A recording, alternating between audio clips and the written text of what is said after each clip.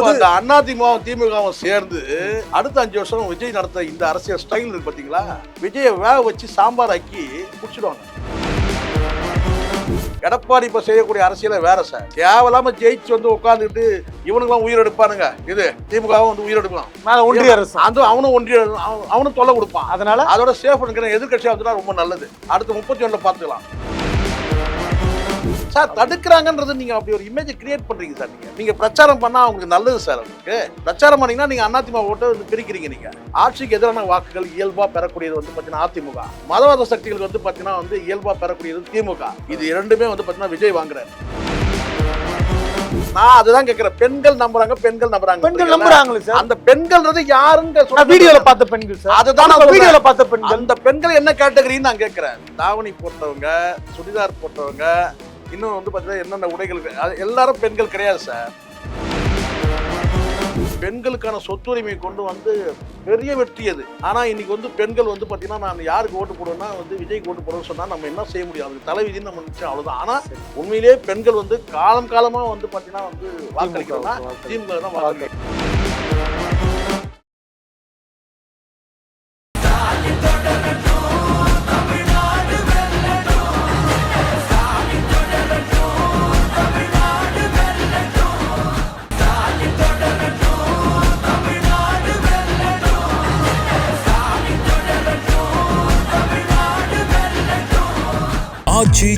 எந்த சமையலும் ருசி தேடும் ரகசியம் 20 ரூபாய். உலக தமிழர்களுக்கு வணக்கம். இது கிங் டிவி. இன்றைய நிகழ்வு நம்மோடு அரசியல் விமர்சகர் திரு சேக்வரா ஜெய்சங்கர் நினைக்கிறார்கள். சார் வணக்கம். சார் வணக்கம்.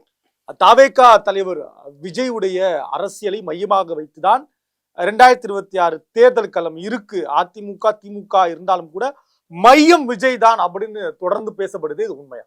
மையம் கியம்லாம் சொல்லக்கூடாது. மக்கள் நீதி மையமே இப்ப திமுக பக்கம் இருக்கு. இப்ப சென்டர் பாயிண்ட் வந்து யதார்த்தத்தை இல்ல யதார்த்த நிலையை நான் பேசுறேன், உண்மை நிலையை நான் உண்மையை பேசுவேன். நீங்க உண்மையதான் பேசுவீங்க, நாங்க நம்புறோம். இது உங்க நம்பிக்கை வீண் போகாது.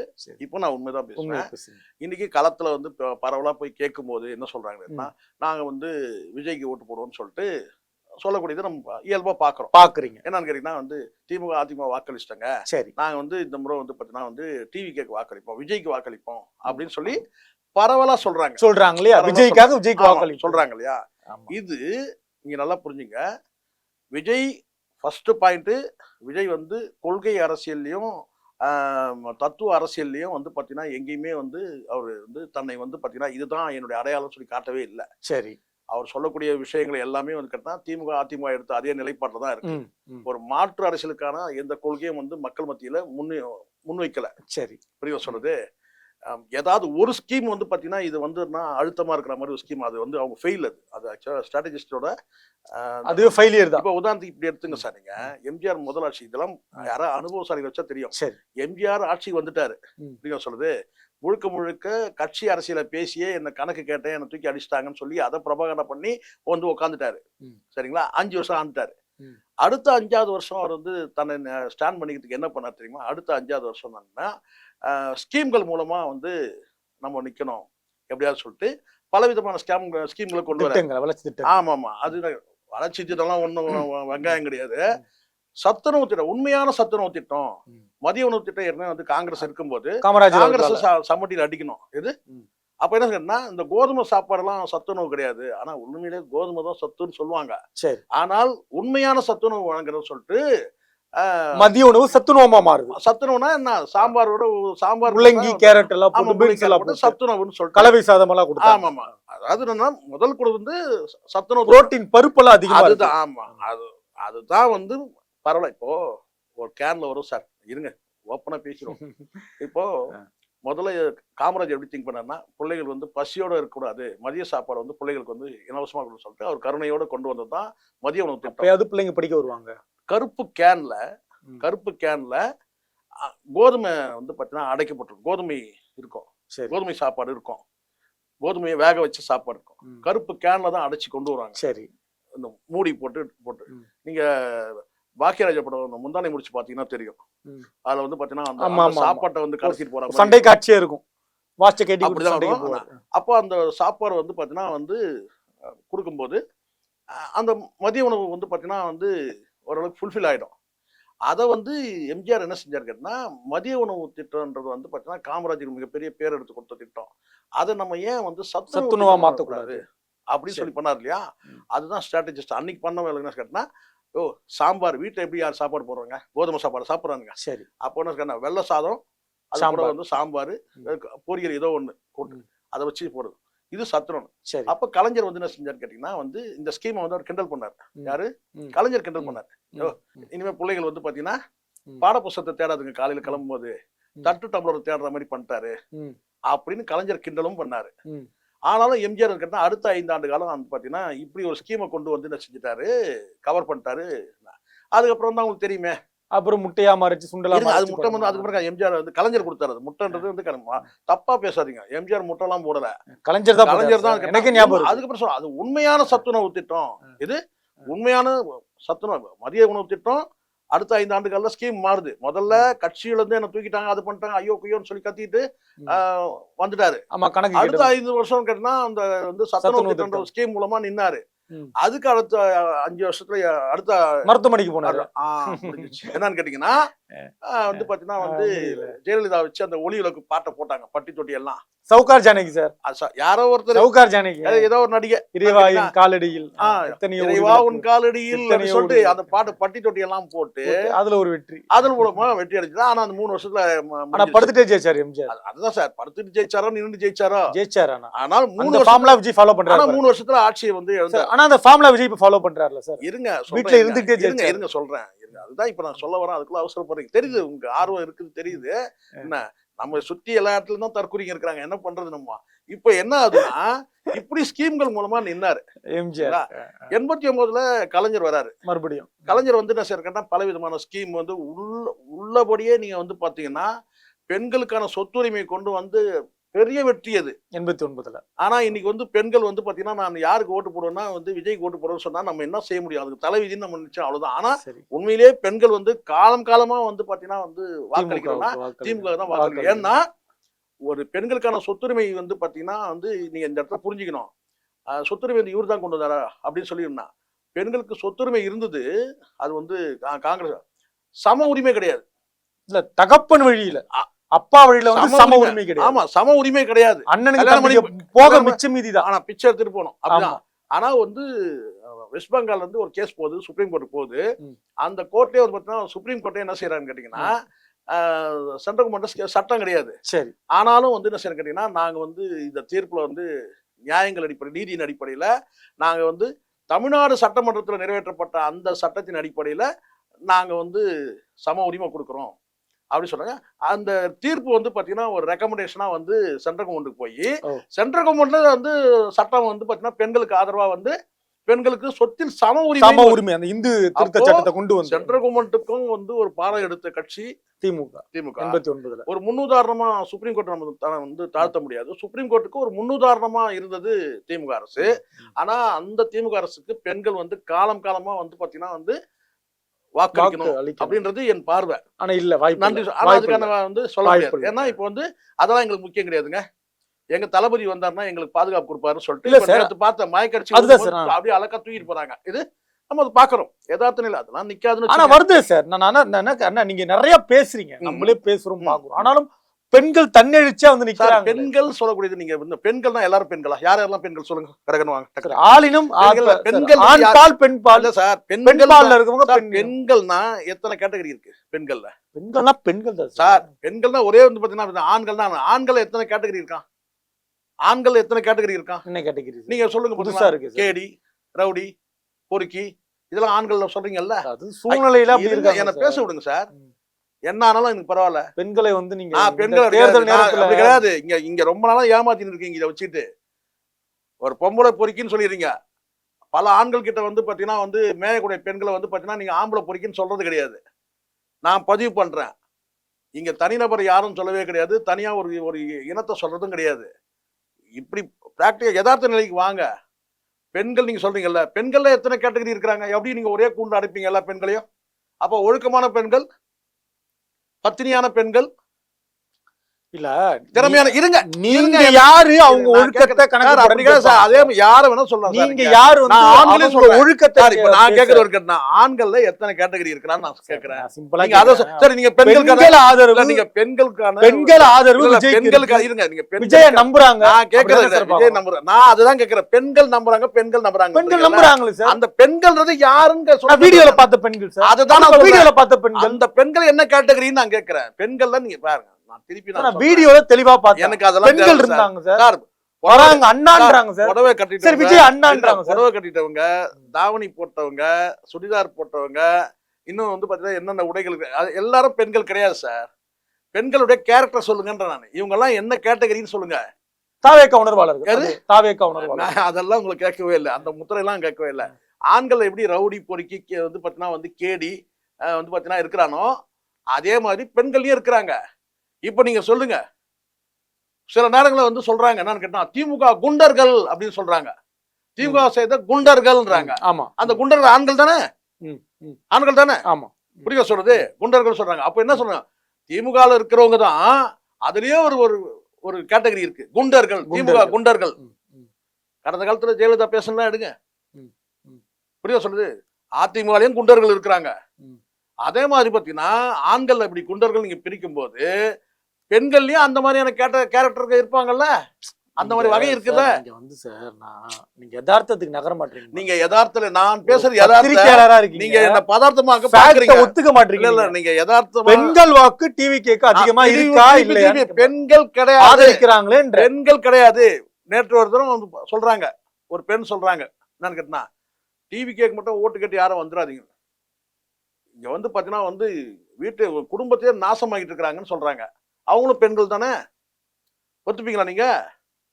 சரி இப்படி சொல்லுங்க. விட்டுருங்க. இது எல்லாத்தையும் மறைஞ்சிருங்க சார். பெண்கள்னா யாரு? குடும்ப பெண்கள்னா யாரா சொல்லுங்க. நீங்க சொல்லுங்க. நீங்க என்ன சங்கடத்துல இல்ல சார் நான் கேக்குற சங்கடம் தான் கிடையாது. ஜெயகோரா மாதிரி வரணும் நீங்க. எங்க குடும்ப பெண்கள் தான் சார். பெண்கள்ல இப்ப புரியுதுங்களா சார்? குடும்ப பெண்கள்னா என்ன? பெண்கள்னா என்ன? குடும்ப பெண்கள்னா என்ன சொல்லுங்க. பெண்கள்ன்றது ஒரு காமன். நீங்க வந்து பாத்தீங்கன்னா இந்த தாவேக்கா மையமா இல்லையா சார்? நான் கேட்டது. நான் அததான் தாவேக்கா மையம் தான். நீங்க என்ன பேசோட நான் மையமான்னு சொல்ல முடியும். நீங்க பேச பெண்களை வந்து நோக்கி நான் எதுக்கு சொல்ல வரேன்னு கேட்டீங்கன்னா தப்பு இல்ல சார். விஜய்க்கு நல்லா புரிஞ்சுங்க. நீங்க தப்ப நீங்க பண்ணலாமா சார்? மூத்த பத்திரிகையாளர் ஊடகங்களை தொடர்ந்து பேசுறீங்க. நீங்க என்ன சொன்னாலும் நான் மாற மாட்டேன். அப்படி பெண்களை பேசலாமா? உங்க மனசுல வந்து என்ன வரலாமா சார்? பாருங்க நீங்க ஒரு அருமையான கேள்வி கேட்டீங்க. என்ன பதில் சொல்ல விடுங்க. இப்போ இந்த இடத்துல கொள்கை விரும்பல. விஜய்க்கின்ற எந்த தத்துவமும் இல்ல. நம்பிக்கை இருக்கு சார். என்ன நம்பிக்கை? நம்பிக்கை இருக்கு. என்ன நம்பிக்கை? உச்சத்துல இருந்து ஒருத்தர் வராரு, எங்களுக்காக வராருன்றாங்க. உச்சம் 200 கோடி ரூபாய் சம்பளத்தை விட்டுட்டு வராருன்றாங்க சார். 200 கோடி ஒரு படத்துக்கு தானே விட்டு வராருல சார்? இது ஒரு படத்துக்கு தானே? ஆமா சார். அப்போ ஒரு 35 கோடி தான் வந்து பாத்தீங்கன்னா மனைவிக்கு தரேன்னு சொல்றாரு. எப்படி சரி? ஒரு படத்துக்கு 200 கோடி வாங்குறவரு 4 படத்துல தனிப்பட்ட பிரச்சனை சார். தனிப்பட்ட குடும்ப பிரச்சனை பத்தி ஏன் சார் பேசணும் சார்? ஒரு தலைவன் வந்து பாத்தீங்கன்னா எப்படி வந்து குடும்பத்துல எப்படி இருக்கிறான் அப்பதான் நாட்டுக்கு எப்படி இருப்பான்னு தெரியும். குடும்பத்துக்கே வந்து பாத்தீங்கன்னா எப்படி வந்து இருக்கக்கூடிய நபர் திமுக பண்ற வேலை சார். சார் திமுக எல்லாத்துக்கும் திமுக எல்லாம் இருக்காதீங்க. நான் இப்ப திமுக காரங்க திட்டமிட்டு விஜய் வர்றாங்க. திமுக ஆதரவா பேசணும் நீங்க நினைக்கிறீங்க. தேர்தல் பிரச்சாரத்திற்கு விஜய் வரவிடாம தடுக்கிறீங்க நீங்க. பல இடங்கள்ல பிரச்சாரம் ரத்தாகுது. அதுக்கு திமுக தான் சார். நேத்து பெரம்பூர்ல வர வேண்டி பேச வேண்டியது நீங்க பேச விடாம தடுக்கிறீங்க. நல்லா புரிஞ்சுங்க. பல இடங்கள்ல பிரச்சாரம் ரத்தாகுது. நேற்றைய தினம் நான் இந்த பக்கம் இந்த பாதையில போறேன். எதிர்க்க வந்து விஜய் வந்து அவர் பாதையில போறாரு. அரும்பாக்கத்துல நான் பார்த்தேன். மணி என்னன்னு பார்த்தேன். மணி பார்த்தீங்கன்னா மணி 4:30 இருக்கும். 4:30 5 மணி இருக்கும். சரிங்களா? 5 மணி கரெக்டா 5 மணி இருக்கும் தோராயமா. 5 மணிக்கு போறாரு. எத்தனை மணி வரைக்கும் பிரச்சாரத்துக்கு வந்து வாய்ப்பு இருக்கு சார்? 10 மணி வரைக்கும் பிரச்சாரம் இருக்கு. அவர் எத்தனை மணிக்கு வீட்டுக்கு போறாரு? அனுமதி இருக்கு சார் உங்களுக்கு. ஆனா நீங்க அவாய்ட் பண்றீங்க. பல இடங்கள்ல நீங்க வந்து தடுக்கிறாங்க சார். தடுக்கிறாங்கன்றது நீங்க அப்படி ஒரு இமேஜ் கிரியேட் பண்றீங்க சார். நீங்க திமுக வந்து தடுக்கிறாங்கன்ட்டு நீங்க பிரச்சாரம் பண்ணா அவங்களுக்கு நல்லது சார். உங்களுக்கு பிரச்சாரம் பண்ணீங்கன்னா நீங்க அதிமுக ஓட்டை வந்து பிரிக்கிறீங்க. நீங்க திமுக ஓட்டை பிரிக்க முடியாது சார். திமுக ஓட்டை பிரிக்கவே முடியாது சார். ஆல்ரெடி சார் கன்ஸ்ட்ரக்ட் நல்லா புரிஞ்சுங்க சார். களத்துல அப்படியேனாலும் போன முறை நாங்க வந்து ஸ்டாலின் சாருக்கு ஓட்டு போட்டோம். இந்த முறை விஜயண்ணனுக்கு ஓட்டு போட போறோம் சொல்றவங்க இருக்காங்க. அந்த கேட்டகரி தான் தெரியுமா? நான் சொல்றேன் உண்மை. நீங்க சொல்றது உண்மை. நான் மறுக்க மாட்டேன். உண்மை. ஒரு நாள் தான் சார். அதுதான் சார். அந்த ஸ்ட்ராட்டஜி தான் சார். இப்ப நம்ம பேசினா உருட்டுவாங்க. கேளுங்க. அந்த ஸ்ட்ராட்டஜி தான் சார் திமுக பலமே. நான் சொல்றேன் பாருங்க. ஏன் சொல்லுங்க. திமுக வாக்குகள்னு ஒண்ணு வந்து பார்த்தீங்கன்னா ஒரு பர்சன்டேஜ் இருக்கு. திமுகவுக்கு வாக்களிக்கிறது அது எப்பவுமே இருக்கும். எப்பவுமே இருக்கு. ஆமா. திமுக வந்து பாத்தீங்கன்னா இந்த முறை வந்து அதிமுக வாக்களிச்சிட்டோம், இந்த முறை நம்ம திமுக வாக்களின்னு சொல்லிட்டு இந்த பொது வாக்காளர் இருப்பாங்க. ஆமா. கடந்த 4 வருஷம் இவனுங்கிட்ட மாட்டிட்டு அவசரப்பட்டோம். இவனுக்கு வாக்களிக்கவே கூடாது. ஏன்னா கொரோனால நம்ம இவ்வளவு பாதிக்கப்பட்டோம். இவங்க ஆட்சியே சரியில்லைன்னு சொல்லிட்டு நினைக்கிற அந்த கேட்டகரி இருக்கு பாத்தீங்களா, அவங்க திமுக வாக்களிச்சாங்க பெரிய லெவல. ஆமா. இப்போ வந்து பாத்தீங்கன்னா அந்த அந்த வகையில இந்த 5 வருஷம் இவங்க கிட்ட மாட்டிக்கிட்டு ஒரே எங்க பார்த்தாலும் கஞ்சா போதை, ஒரே பாலியல் பலாத்காரம், இந்த ஆட்சியே ஒஸ்ட்டுப்பா. இந்த முறை நம்ம வந்து எடப்பாடிக்கு வாக்களிப்போம் நினைக்கிறாங்க பாத்தீங்களா, அவங்க வந்து நினைக்கிறாங்கன்னா ஏன் அவருக்கு வாக்களிக்கணும்? இப்போ ஒருத்தர் வராருல்ல, அவருக்கு வாக்களிக்கலாம். இவ்வளவுதான் மேட்ரு. நீங்க கேட்டதுக்கு பதில் இவ்வளவுதான். அப்போ என்ன பண்ணுது கேட்டீங்கன்னா, ஆட்சிக்கு எதிரான ஓட்டுகள் வந்து இயல்பா இயற்கையா யாருக்கு போகணும்? ஏடிஎம்கேக்கு போகணும். ஏடிஎம்கேக்கு போகல. 50 வருஷமா அப்படிதான் போயிட்டு இருந்தது. ஆமா, போகல. சரிங்க, இந்த இடத்துல வந்து பாத்தீங்கன்னா வந்து இயல்பா நான் கேட்டா வழக்கமா என்னன்னு கேட்டீங்கன்னா வந்து இந்த மதவாத சக்தியை விரும்பாத நபர்கள் அவங்க எல்லாம் யாருக்கு வாக்களிப்பாங்க? வழக்கமா திமுக வாக்களிப்பாங்க. மதச்சார்பற்ற கூட்டணி. இப்போ பாக்குறாங்க என்னன்னு கேட்டீங்கன்னா வந்து ஏன் நாங்க வந்து திமுக வாக்களிக்கணும்? நாங்க விஜய்க்கு வாக்களிக்கிறோம், டிவிகேக்கு வாக்களிக்கிறோம். ஏன் திமுக தான் வாக்களிக்கணுமா? சிறுபான்மையினர் விஜய் காப்பாத்த மாட்டாரா? நீங்க சொல்றீங்க தெரியுமா? இப்போ நீங்க சொன்னீங்க பாருங்க, எது நீங்க சிறுபான்மையினர் நான் ஒரு பகுதியில போய் கேட்டாங்க சொல்றாங்க ஏங்க வந்து திமுக வாக்களிக்கணும். இந்த மாதிரி விஜய் என்ன வந்துட்டாரு, அந்த நபர் தான் இவங்க எல்லாம். நான் சொன்ன அந்த 2 கேட்டகரி தான்.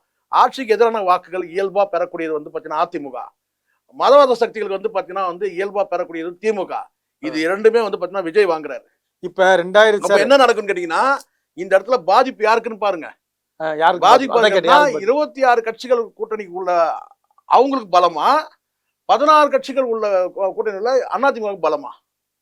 நீங்க சொல்லுங்க சார். இருங்க, இல்ல நீங்க மறைக்கிறீங்க ஒரு விஷயத்தை சார். நான் கரெக்டா எங்க வந்து நிக்கிறேன் பாருங்க. எங்க நீளுங்க. இங்க 26 கூட்டணி, இங்க 16 கூட்டணி. நடுவுல நீங்க என்ன சொல்றீங்க? யாருக்கு பலம் பலவீனம்? நீங்க யாரை வச்சு கணக்குறீங்க? விஜய் வச்சு கணக்குறீங்க. அப்ப விஜயே ஒரு பலம் தானே? திருப்பி நான் சொன்ன விஜய் பலம் தான் சார். பலம் தான், ஒத்துக்குங்க. எந்த பலம் புரிஞ்சுங்க? என்ன பலம்னா சீட்டா கன்வெர்ட் பண்ற பலம் கிடையாது, ஓவரால் பர்சன்டேஜ் பலம். இப்ப விஜய் வந்து பாத்தீங்கன்னா ஆகாயத்துல இருந்து குதிக்காது சார். பர்சன்டேஜ் ஓட்டு ஒரு 10ல இருந்து 15% விஜய் வந்து வாக்கு பெறாரு. அந்த வாக்கு யாருதுன்றதுதான் இப்ப கணக்கு தெரியாம அவன் வந்து புலம்பிட்டு இருக்கலாம். எங்கெல்லாம் திமுக வந்து பணம் கொடுத்து வந்து ஒரு ஆபீஸ போட்டோம்னா அந்த பத்திரிகையாளர் என்ன சொல்றான், இது திமுகவுக்கு எந்த வகையிலும் பாதிப்பே இல்லைன்னு பேசுறான். அதிமுக வந்து பாத்தீங்கன்னா பணம் கொடுத்து ஒரு ஆபீஸ் போட்டு வச்சிருக்க பத்திரிகையாளர் அரசியல் நிபுணர் என்ன சொல்றான்னு கேட்டீங்கன்னா, அந்த சைட்ல பணம் வாங்கணும். இது வந்து ஒருபோதும் அதிமுக வந்து திமுகவுடைய வாக்கு தான் பிரிக்கிறாருன்றான். யாரோட வாக்கு? இப்ப புரியுதுங்களா? விஜய் பெறக்கூடியது வழக்கமா வந்து ஆட்சிக்கு எதிரான வாக்குகளையும், மதவாத சக்திகளுக்கு வந்து பாத்தீங்கன்னா வந்து எதிரான வாக்குகளையும் கணிசமான வந்து விஜய் பெறாரு. அதை தாண்டி விஜயோட அந்த ஃபர்ஸ்ட் ஓட்டர்ஸ் வந்து விஜயோட ரசிகர்கள் சொல்ற அந்த கேரக்டருக்குள்ள அந்த ஃபர்ஸ்ட் ஓட்டர் எல்லாரும் கிடையாது. அது அஜித், ரஜினி எல்லாம் ஃபில்டர் பண்ணுங்க. அப்போ விஜயோட ரசிகர்கள் அந்த இது வந்து பாத்தீங்கன்னா ஒரு 12% வந்து ஒரு 15% வந்து பாத்தீங்கன்னா விஜய் பெறும்போது அங்க சீட்டு கன்வெர்ட் ஆகாது.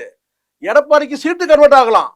சரி, எடப்பாடி என்ன செய்ய கேட்டா 100 ஓட்டு 200 ஓட்டுல வந்து பாத்தீங்கன்னா ஒரு 60-70 சீட் வந்துருவாரு. எது எடப்பாடி எதிர்கட்சி தலைவர். சரி, ஒரு 60 சீட் மறுபடியும் வாங்கின இருக்கிற சீட்டை தக்க வச்சுப்பாரு. அவருக்கே தெரிஞ்சிச்சு. யாருக்கு? உங்களுக்கு தான் தெரியாம இருக்கு. எடப்பாடி இப்ப செய்யக்கூடிய அரசியல வேற சார். எதிர்கட்சி தேவையில்லாம ஜெயிச்சு வந்து உட்காந்துக்கிட்டு இவனுங்கெல்லாம் உயிர் எடுப்பானுங்க. இது யாரு?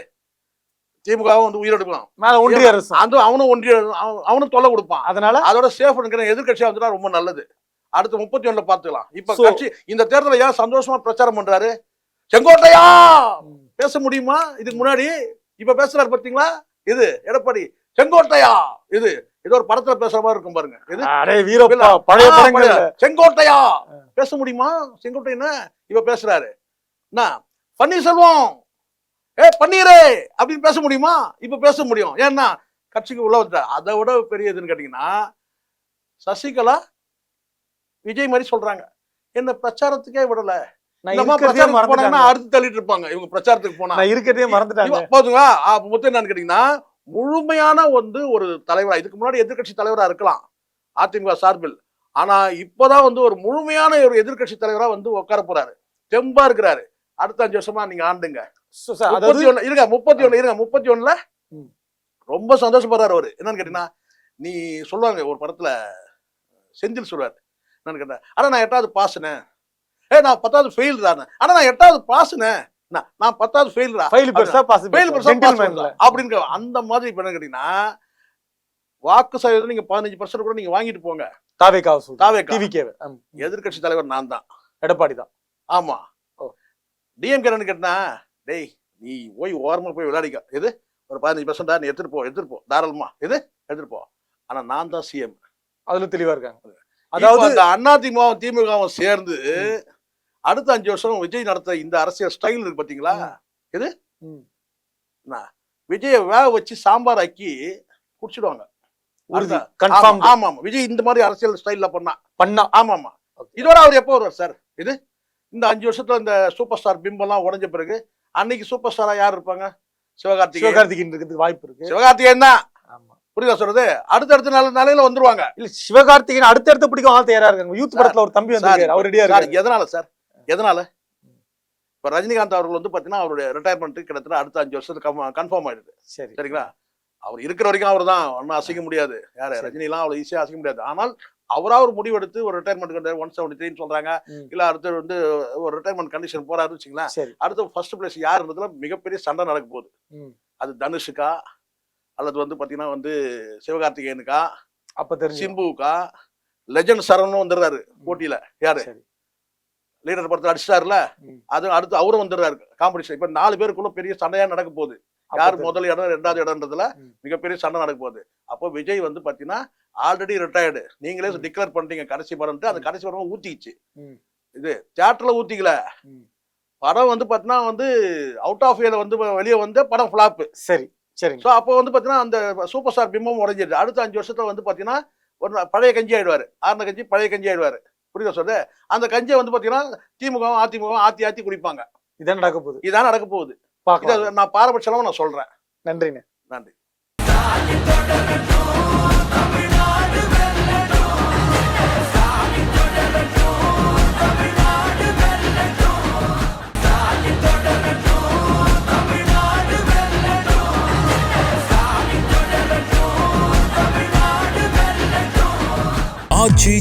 எந்த சமையலும் ருசி தேடும்